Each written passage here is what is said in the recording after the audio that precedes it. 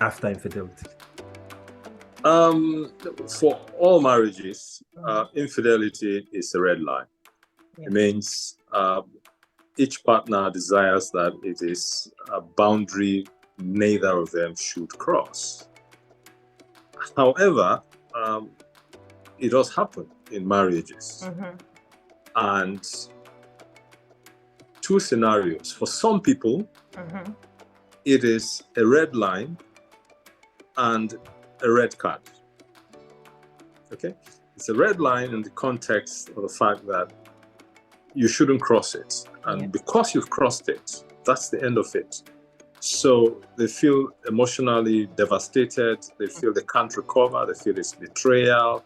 They feel, oh, I can't, the marriage, they equate the marriage to fidelity, faithfulness in the sex lives. Now, that is one group of people. For the other group, they accept that infidelity is a red line. You shouldn't cross it. But it's not a red card. They feel it's a yellow card.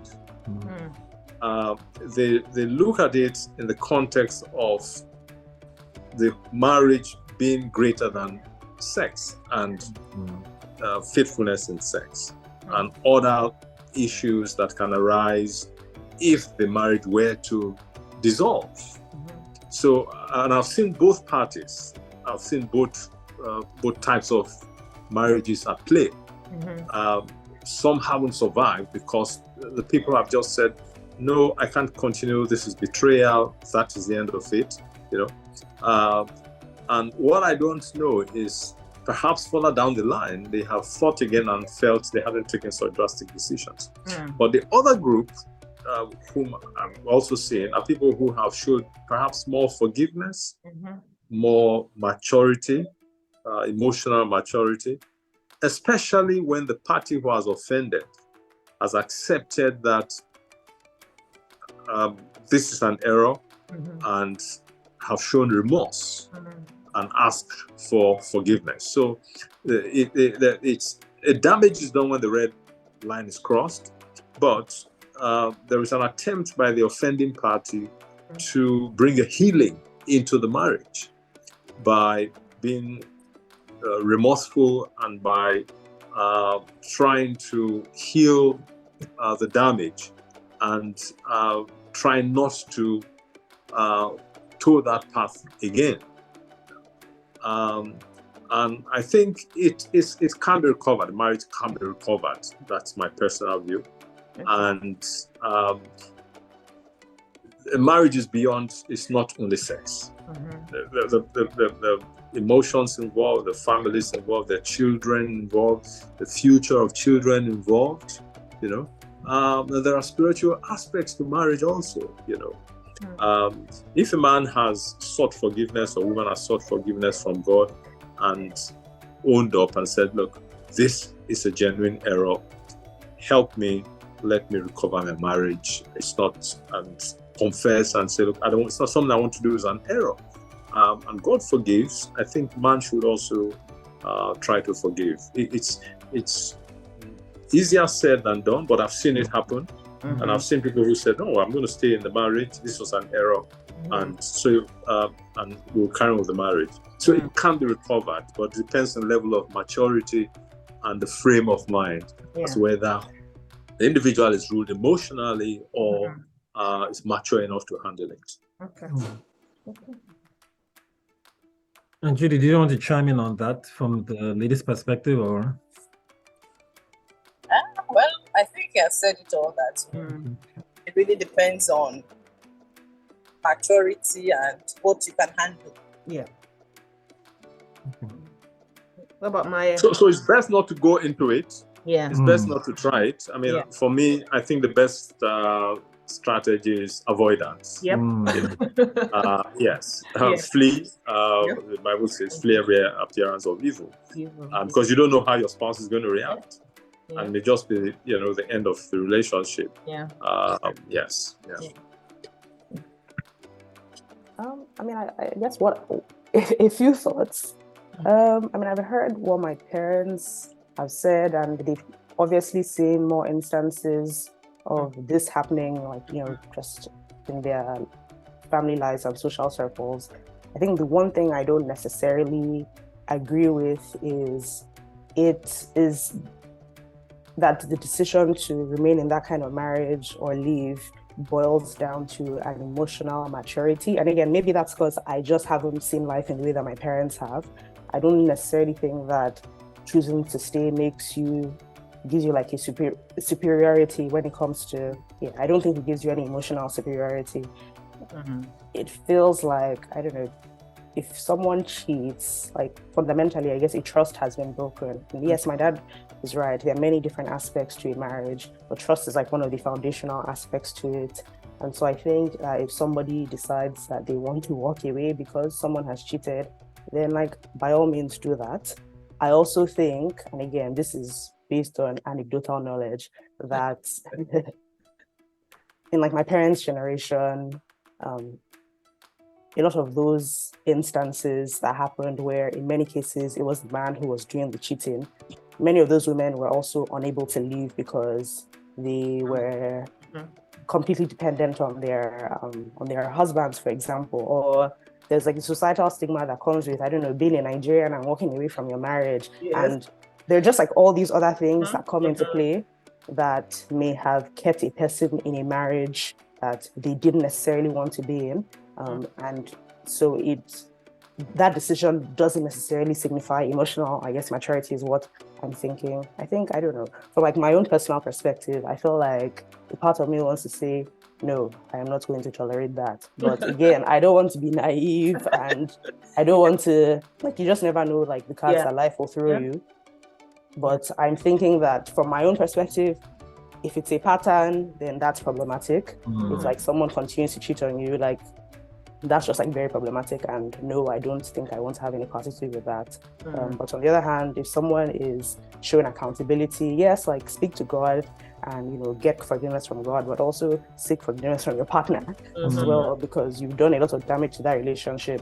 So if you're doing that, and I think also like the circumstances in which it happens. I feel like there are just like many things I'll have to go into that conversation that would kind of determine, should I be with this person? Is this somebody I think I can genuinely continue to be with in a real marriage, and not just you keep like raising your eyebrow every time they like walk out of the room because you're not sure. And like it's definitely a complex issue, and I guess it ultimately boils down to the couple. But I feel like there are certain traits that tell you that maybe don't stay in this marriage with this person because they don't respect you. And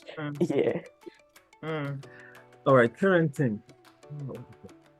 Parenting, Mother's Day, and that's why we're doing this special edition, right, in terms of two generations. So I'm gonna ask you, you have 3 girls. Uncle Sam, you're a girl dad, right? You might tell us yes indeed. Yes indeed. You might tell us a little bit about that, raising 3 girls, right, to adulthood. But did it get any easier? I look at it and I think our roles have changed as they have grown from being children to adolescents and adults. At some stage, you make almost all the decisions for them.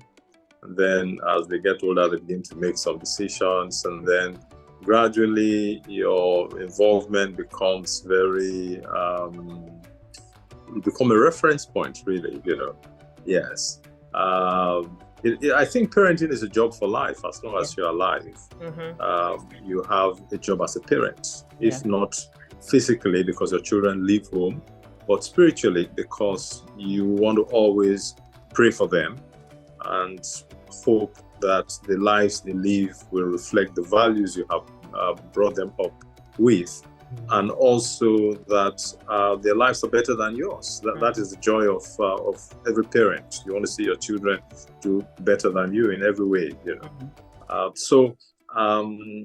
Whereas we're not in physical contact every day, but thank God for things like Zoom, and so we can talk and see. Yes, yes. But spiritually, I mean, we maintain contact with our daughters. we started off with in an open way. We did not just want them to be our children, we wanted them to be our friends. And as they grew into maturity, their relationship with us as parents matured into relationship as friends. And so now, because we have allowed them to be open with us, we can discuss things as friends sometimes.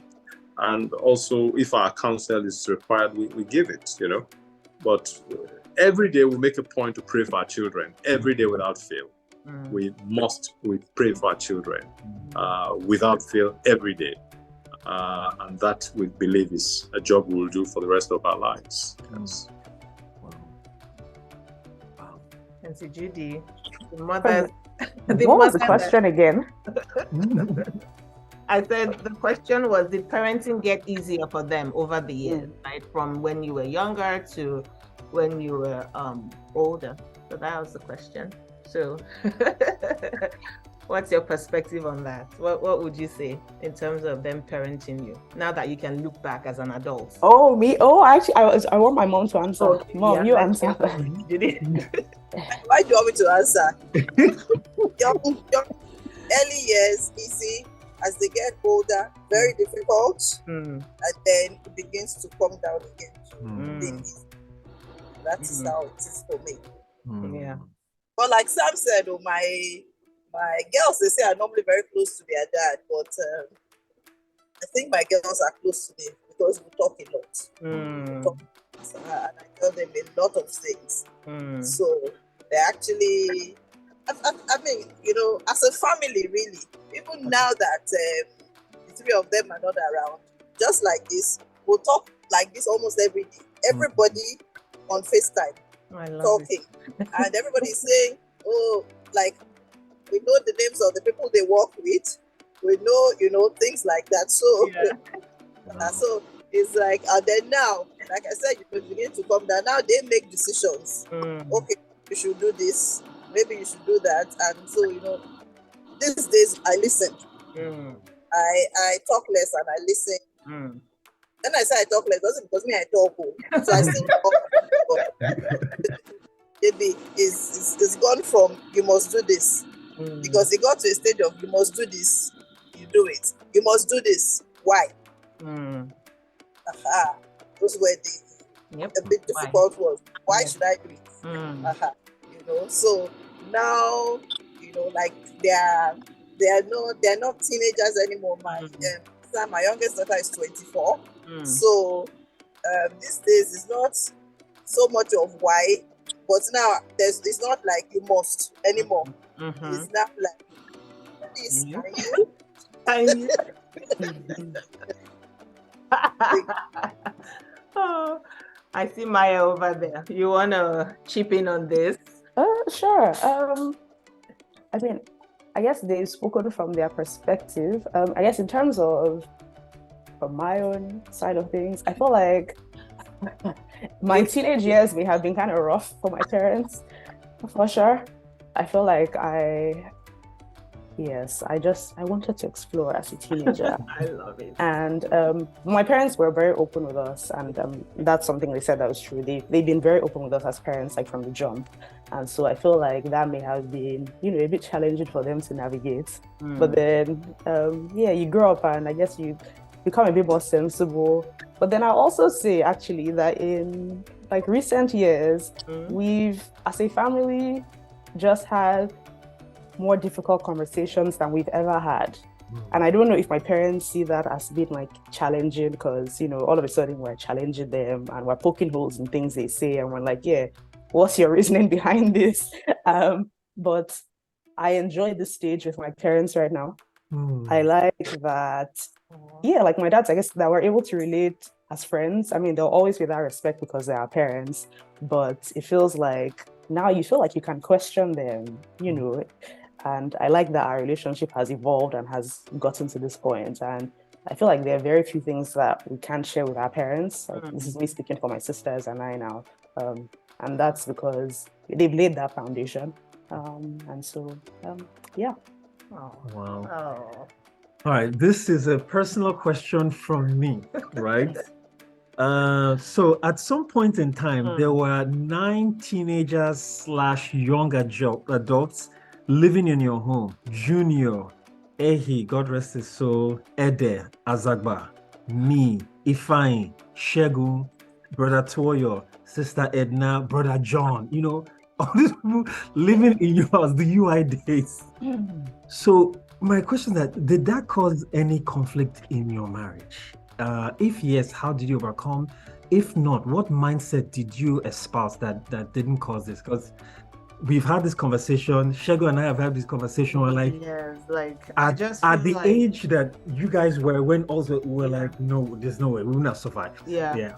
I want to say thank you to both of you again. Like I feel like I always say this is God-given. I keep telling the kids, I don't know if I could have done it now. I don't know if I could have done it now. Like it would take the grace of God just like, coming down on me. So that's the question I've always wanted to ask. So in fact, to make it quite vivid, the conversation I was having with Shegun, and it was like, okay, can you imagine that there were rice with 14 pieces of meat for 14 different people in the house? That's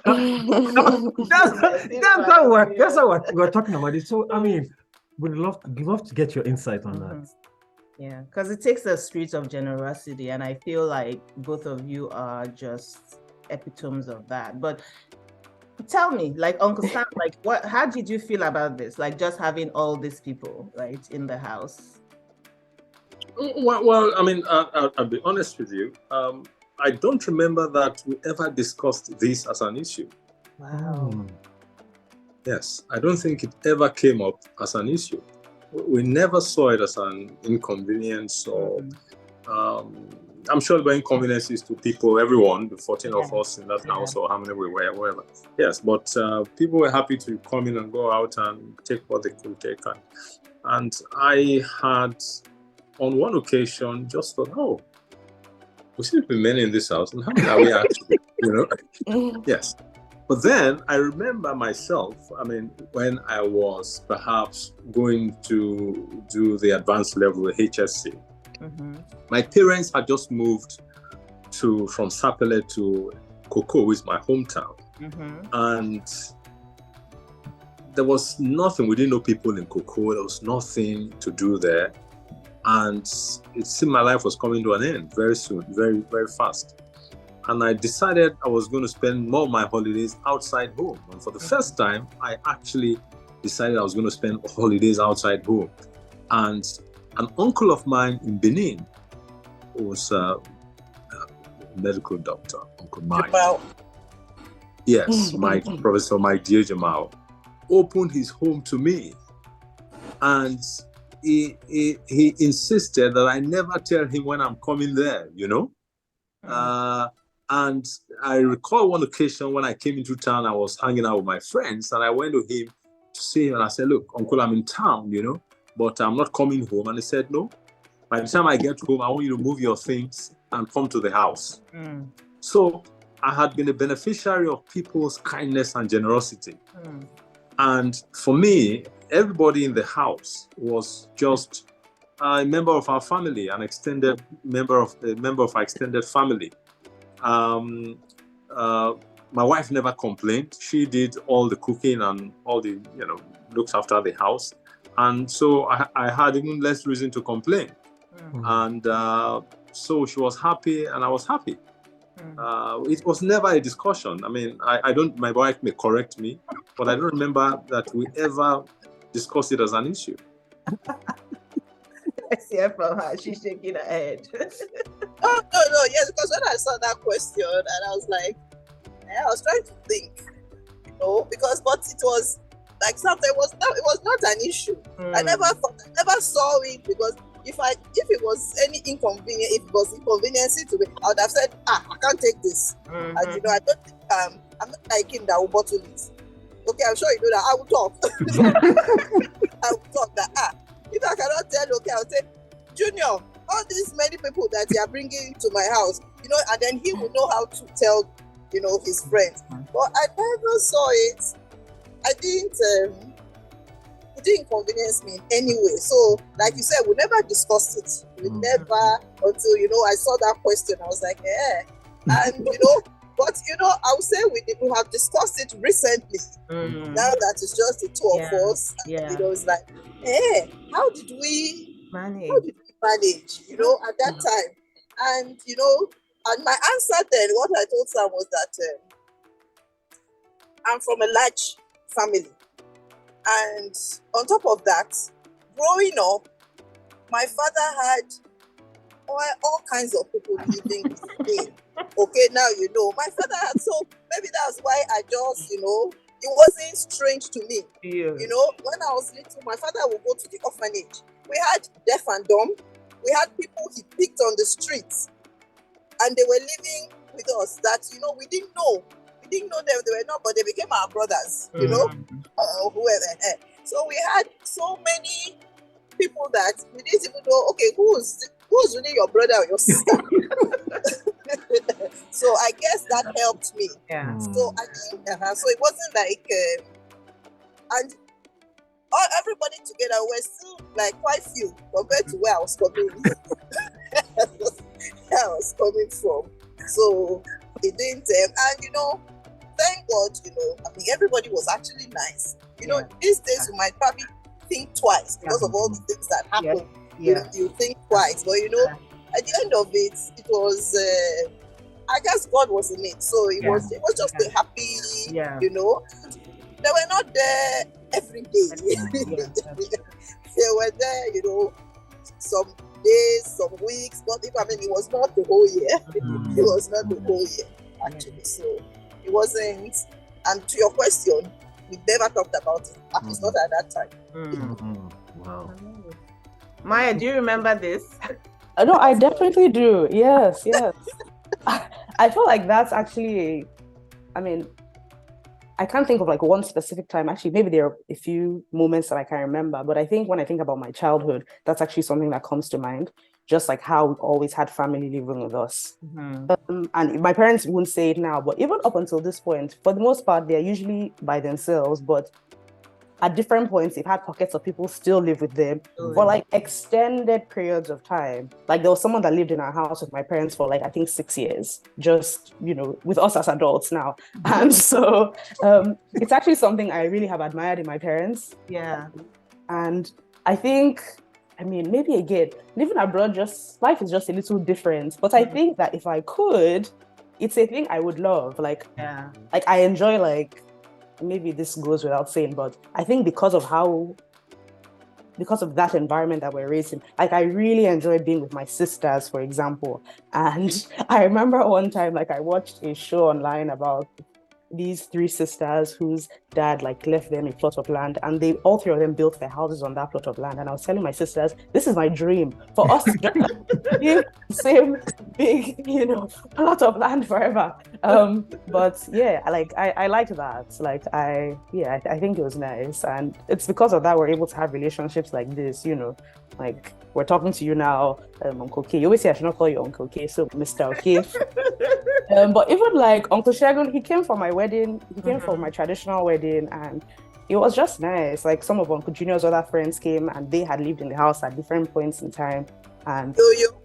Yes, Uncle Yo-Yo, for example. Yeah, exactly. It's just nice to. It's a good feeling. It's we all used to live together at some point. Yes, and it's we're just about family. That's well, we're just together. All right, so it's interesting because I think this is kind of telling us some of the values that you espouse, right? Which is community. So tell us more. What are some values that have driven your marriage, your life over the years, right? I feel like there has to be something that is keeping you going, right? Outside of faith, right? We know that you people are people of faith. So what are some other values that you can look back now and say, this is a core value for me and my family? I've heard already some of them in terms of openness towards parenting, but are there any others you can share with us that we can learn from? Yes, I believe, our marriage has evolved into a relationship of friendship, and friends look out for each other, and they help each other, and they're nice to each other. Kindness to each other. Consideration You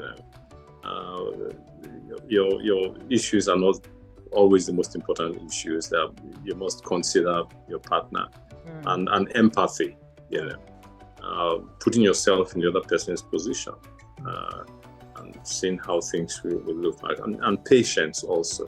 You know, yes, I think those are some of the values. I mean, my wife may add others, but I think there are some of the values our relationship has evolved around. Yeah. Okay. And Judy, you want to add to that? You know, like Sam said, kindness, patience, all those things are. I mean, if you are kind to somebody, the person will be wicked to you. You know. So that's just, even if he says that to me, it's also okay because it's kind to me. So there's no way I will not be kind. You know, it's what you, a lot of times, you know, you are showing, it's what you show. I think it's reciprocal. It's what you do that returns, you know. I believe that. So a lot of times, if you are wicked now, and the person is afraid of you, if the person is just doing some things, okay, let me just do it. But I don't think, you know, that happens to us. Yeah. It's not a matter of let me just do it. This is me. And that is him. So I thank God. Like you said, of course, God. Of course. Of course. Definitely. Then, you know, Maya? Me? Go on, Maya. I think maybe one, like, the first thing I'll say is honesty. It sounds very basic and foundational. But I think that that's probably something that collectively we learned from my parents. I mean, there's probably wisdom in not always being honest and learning that. But I think, like, generally speaking, my parents were like, they're pretty honest with us, and it seemed like they're honest to each other to the extent that they could anyway. And I feel like that's something that I have personally picked up. Like, my first instinct is just like not to lie. Like, I may just find like other ways around telling the truth, but I never think, oh, you know, I want to like be deceptive and I think something else I've learned from my parents is and maybe there's I can't think of a word for this, but that we're all just kind of, that things take time and we're all in our own lane, and you know, and comparison never helps. Like, my parents never compared us to each other, which I'm very grateful for. And even like just looking at both of their own journeys as individuals, I feel like they've always just cut their coat according to their size, so to say. They did things that they could afford. They didn't do things that were beyond them. And in hindsight, where I'm like, there are probably times where I'm like, where I wished, my parents gave me more of this or did more of that for me. But I think in recent years, especially like the past 5 years, I've been like, okay, you know what? There's a reason why some of these things happened, and there's a lesson to be learned here. And that's the thing I admire my parents. I feel like they've always just done things in line with, they've not worked on anybody else's timeline or like pushed for, I don't know, a life that wasn't theirs. And I think that's something that they've definitely passed down to us. Hard work as well. My parents have had 2 different types of careers. Like, I guess my dad, like, had his career as an agronomist for a while and then went into business. My mom started as a banker and has had many lives since then. But one thing that ties those 2 stories together is just hard work and persistence. You know, they're not people that just like sit down and expect good things to happen to them. You know, they work hard in the way that, you know, they know how. I think maybe the final thing I'll say, and this, and they'll be very happy to hear this. I think also as I've gotten older, in the past 2 or 3 years specifically, I've appreciated their push for me to be more serious about my faith, like you said, or Christian life. Like, we grew up Christian, obviously, went to church every Sunday. And I feel like over the years, but then like I remember like moving to Canada and just being like, I've gone to church so much. I've gone to Christian schools. I'm actually tired. I don't want to go to church again, please. And my parents would be like, oh, did you read your Bible today? Did you go to church? Just like, oh God, please leave me alone. But But I think in recent years, and maybe it was just a thing that had to happen with time, and again, going back to just doing things in my own time, and it's my own personal journey. I got there on my own, and I was like, okay, I guess they had a lot of good points, valid points. There's a reason why they kind of pushed for this. This has been wonderful. I feel like I'm sure your parents are beaming, right? Hearing this from you, because when you're raising children, you don't know that they will come back and say this kind of wonderful things. So to hear this, right, on this like Mother's Day weekend, I feel so good about this. So there you have it, guys. The Kunus, lots of good stuff, and just completely open, and we hope you are blessed by this. They will be back. Whenever we agree, they will be back. It will be a pleasure. But for now, from our couch to yours, thanks for tuning in, and we'll see you guys. Happy Mother's Day. We'll see you guys again. Happy Mother's Day. Yeah. All right.